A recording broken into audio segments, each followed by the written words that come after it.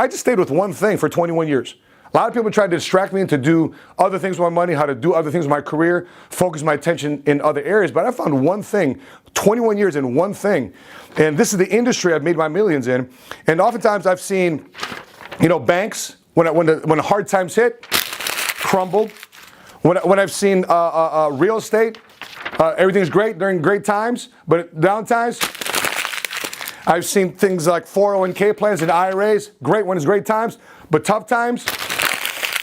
Here's what I discovered. Come over here real quick. So here's what I discovered. If you want to build your financial house, I'm going to give you an illustration here in a second. But if you want to build your financial house, the first thing you got to build it on is solid ground. In this case, a brick. Not on paper. People on paper were millionaires. People on paper, a net worth. They had to wait for the economy. The economy changed. Boom, the wealth was gone. But no, if you want to build your wealth, your financial, you got to build it on solid ground based on principles, on values and principles. What do you stand for? Oftentimes I see so many people chasing the dollar too fast, too soon, get rich quick.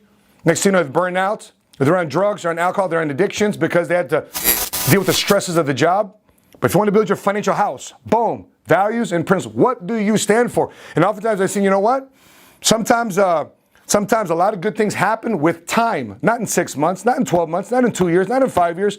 Certain things just happen with time. I've had my ups and downs, but I'm so glad, at least from a financial perspective, that once I decided to build my financial home on this financial tool called life insurance, no matter what happened, my financial house stood solid.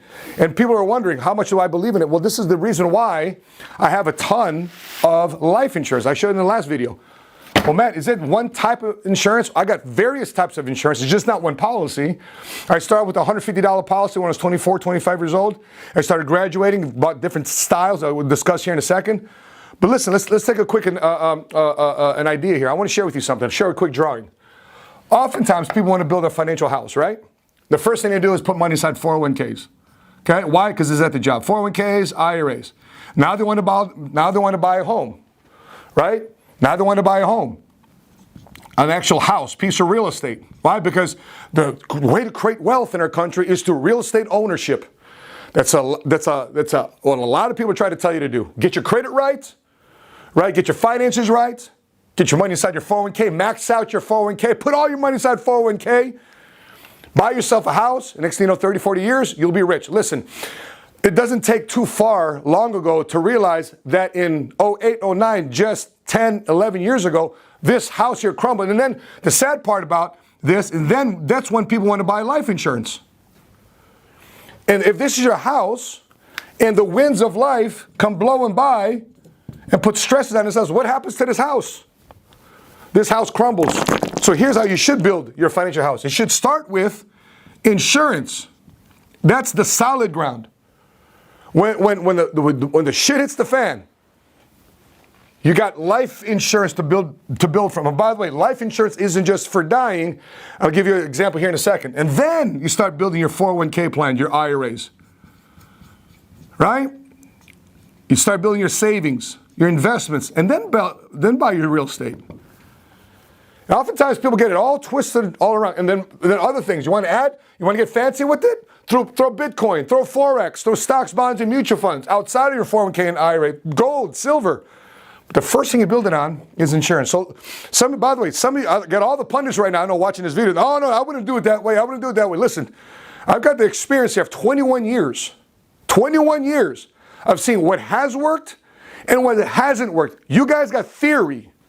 A lot of people watching this video right now, you got theory. I got 21 years of actually being in the shit. And I've seen all this stuff. You got your hypotheticals and your theories, but you haven't lived through it.